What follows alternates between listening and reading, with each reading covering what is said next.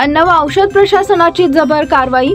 सोलापूर येथील विजापूर रोड नांदणी टोल नाका तालुका दक्षिण सोलापूर इथं टाटा कंपनीचे 12 टायर वाहन क्रमांक RJ11 GC 9118 या वाहनाची तपासणी केली असता त्यामध्ये 24,498 किलो वजनाची रंगमिश्रित व निकृष्ट दर्जाची सुपारी आढळून आली। सदर मालाची किंमत सुमारे 69,45,183 रुपये इतकी असून हा साठा जप्त करण्यात आला असल्याची माहिती सहाय्यक आयुक्त अन्न साहेबराव देसाई यांनी दिली।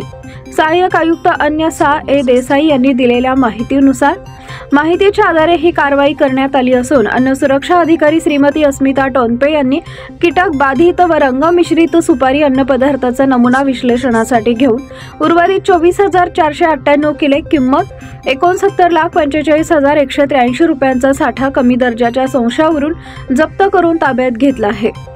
सदर प्रकरणी अन्न सुरक्षा व मानदे कायद्याअंतर्गत पुढील कारवाई सुरू आहे। सदरची कारवाई सहाय्यक आयुक्त साहेबराव देसाई, अन्न सुरक्षा अधिकारी व श्रीमती अस्मिता टोनपे तसेच नमुना सहाय्यक श्रीशैल हिटनळी यांच्या पथकाने केली असल्याचे अन्न व औषध प्रशासनाचे सहाय्यक आयुक्त अन्न देसाई यांनी कळवले।